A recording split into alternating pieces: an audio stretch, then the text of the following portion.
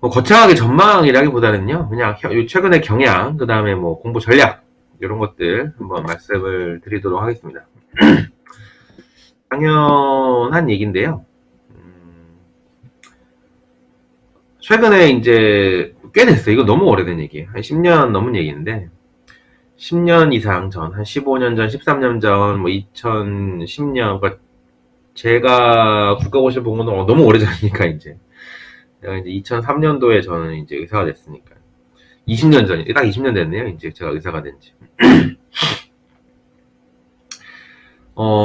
그동안 진짜 많은 변화가 있었습니다. 예전에는 그냥 병에 대한 이해, 암기 위주의 공부와 시험이었다면 좋은 쪽으로 많이 바뀌었어요. 방향성은 굉장히 좋습니다. 실제 환자를 보는 입장에서 어떤 병인지 아예 모르는 상황에서 그 병을 진단해 가기 위해서 어떤 과정을 거쳐가야 하는가, 어떤 감별과 어떤 판단을 해서 진단이라는 곳에 도달할 것인가에 대한 그 과정을 물어보는 문제들이 되게 많습니다.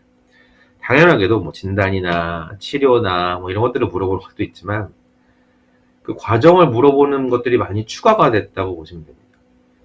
그러니까 이런 거예요. 진단이 명확하지 않아요. 환자가 이런 증상으로 와서 이런 걸 보였다. 그럼 병이 뭐 한 6, 7가지, 8가지, 뭐 많게는 뭐 수십 가지가 가능해요. 이 상황에서 이 많은 병들을 감별하기 위해 지금 이 순간 너는 어떤 검사를 해야겠니? 이건 예전엔 정말 없던 문제입니다. 근데 사실 의사로 활동을 하려면 당연히 필요한 지식이고요.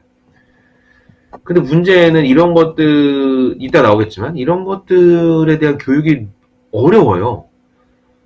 사실 이게 의사들도 어느 정도 그동안 그냥 도제 형식 아니면 경험을 기반으로 해서 무의식적으로 쌓아온 것들이 대부분이고, 공부는 주로 질병 위주로 공부를 할 수밖에 없거든요, 당연히.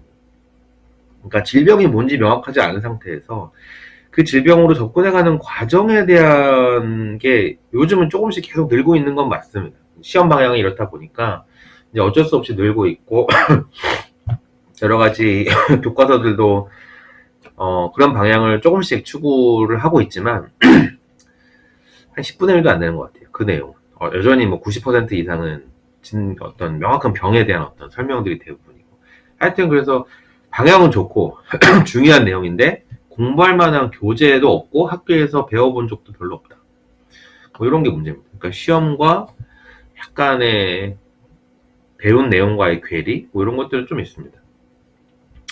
학교마다 차이는 좀 있겠지만 대표적인 건 실기시험이죠. 실기시험은 대놓고 그냥 환자를 보는 연습, 그러니까 이걸 시키는 거니까요. 이게 처음 도입될 때는 태도나 인성 뭐 이런 걸 보기 위한 시험에 가까웠어요. 친절하게 하는지, 진짜 정말 이게 뭐 도저히 환자를 볼 수 없는 사람은 아닌 건지, 혹시라도 뭐 여러 가지 하여튼 그래서 친절하게만 하면 붙는 시험이라는 인식이 있었거든요. 10년 전에는 실제로 그랬고, 그래서 말 유창하게 잘하고 막 약간 이 센스 있고 공부 못해도 이런 친구들 성적 엄청 잘 나오고 막 이랬던 시험이에요. 근데 이것도 그동안 계속 변해와서 지금은 조금 더 학문적인 게 많습니다. 그래서 어떤 증상에 대해서 어떤 걸 물어봐서 어떻게 감별을 해나갈 거고, 진찰은 어떤 거를 하는 게 좋고, 그 진찰은 어떻게 하는 게 정확한 거고, 환자한테는 어떻게 교육을 하고, 단순히 이 환자-의사 관계, 물론 아직도 환자-의사 관계 정말 중요합니다. 환자-의사 관계나 태도만 보던 시험에서 학문적인 걸 또 굉장히 많이 보는 시험으로 약간은 지금은 변화를 했습니다. 그리고 이제 요게 조금 중요한데, 그러니까 요거는 그러니까 아주 최근에 변화한 내용들을 뭐 설명을 드리면, 그러니까 이런 식으로 문제가 변화한 이제 문제가 이제 공개가 되기 시작하고 이제 10여 년 전, 10년 좀 더 됐겠죠 이제. 그래서 이 그때부터 변화한 게 여기서 보신 것처럼 이런 어떤 임상 상황에 대한 판단력, 그다음에 뭐 진단 과정, 뭐 검사, 치료 뭐 이런 것들을 쭉 물어봤단 말이죠.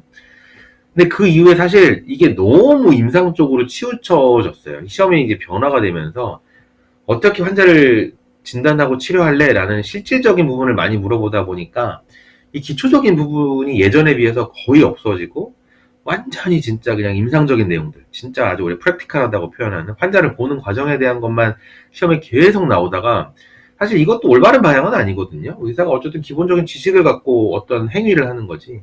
행위에 대해서만 물어보고 기본적인 어떤 이해력이나 아니면 뭐랄까요? 병에 대한 기본적인 이해, 그러니까 병의 원리나 뭐 약의 원리나 뭐 이런 거에 대한 기본적인 이해가 없는 상태에서 진료를 할 수는 없죠. 그 바람직하지도 않고 이제 한계가 명확하고요. 사실 요즘은 약간 회귀하는 경향이 있습니다. 그래서 다시 임상적인 것만 물어보다가 요즘 약간 이제 기전이나 병태생리, 뭐 병리 이런 쪽으로 약간 다시 아무래도 이런 너무 한쪽으로 극단적으로 갔다가 다시 돌아오는 경향입니다. 그래서 대표적인 게 뭐 이런 것들입니다.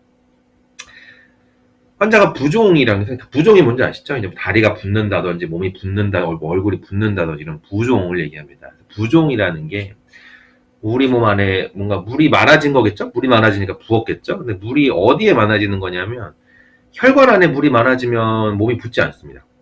뭐 혈압이 올라가거나 하겠죠. 그거는 혈관 밖에 세포 말고 세포 바깥쪽이고 혈관도 바깥쪽이고 우리가 사이질이라고 부르는데 그런 공간이 있어요. 조직의 사이질이라는 공간이 있는데 영어로는 interstitial fluid 뭐 이렇게 부릅니다. 하여튼 그 공간에 물이 많아지면 이제 부종이라는 게 생기는 거예요. 근데 부종이 생기는 기전이 되게 다양해요. 뭐 이게 뭐 그 혈관 안에 물의 압력이 높아져서 그럴 수도 있고 그 다음에 뭐 삼투압의 문제 때문에 그럴 수도 있고 뭐 투과도의 문제가 생겨서 그럴 수도 있고 이 부종 그러니까 붓는 이유가 이제 기전이 여러 가지 있고 각각의 여러 가지 원인들이 있죠. 근데 이제 시험 문제 중에 뭐 어떤 것들이 나오냐면 어떤 병을 줘요. 이런 케이스를 쫙 줘요. 이 환자가 부종으로 왔다. 이 환자의 부종의 기전이 뭐니? 이렇게 물어봐요. 그래서 답이 뭐 혈관 내 삼투압의 감소 뭐 이런 게 답인 문제들이죠. 이거는 기존에 뭐 진단을 묻는다거나 뭐 약간 치료고 어떤 약 쓸래 이런 걸 물어보는 게 아니죠.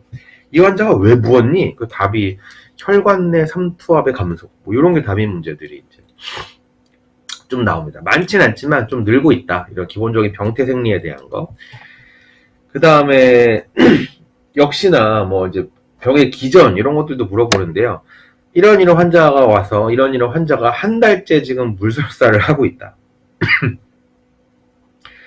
이 환자의 설사의 기전이 뭐니? 약간 앞에 거랑 비슷하죠? 그래서 뭐 삼투설사다, 분비성 설사, 뭐 이런 이제 분류들이 있습니다. 그래서 이런 식으로 진단명을 묻는 게 아니라 어떤 기전이나 병태생리 이런 것들을 묻는 게 조금 늘어나서 그 부분에 대한 공부를 조금 더 하긴 해야 된다. 많지는 않아요. 해야 될 것들이 좀 정해져 있긴 하지만 그런 게 약간 바뀌어가는 경향입니다. 일단은 저는 경향을 일단 말씀을 드릴게요.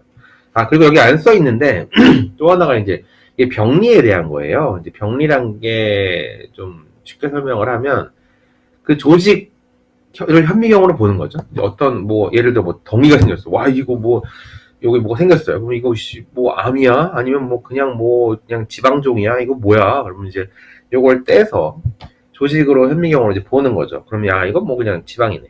아니면 암이네. 뭐 양성종양이네. 암 중에 뭐 어떤 거네. 뭐 이렇게 보는 거죠. 이런 걸 이제 조직 검사라고 하고 그걸 보는 걸 이제 병리라고 하는데 병리에 대한 내용이 희한하게도 수십 년이라고 합니다.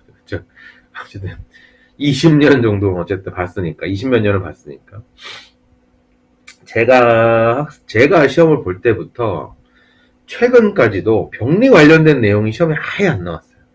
약간 전문적인 영역이긴 하고요. 어떻게 보면 출제위원들하고 출제위원회 병리 선생님들이 들어가는 일은 거의 없으니까 별로 관심이 없어서 그랬을 수도 있고요.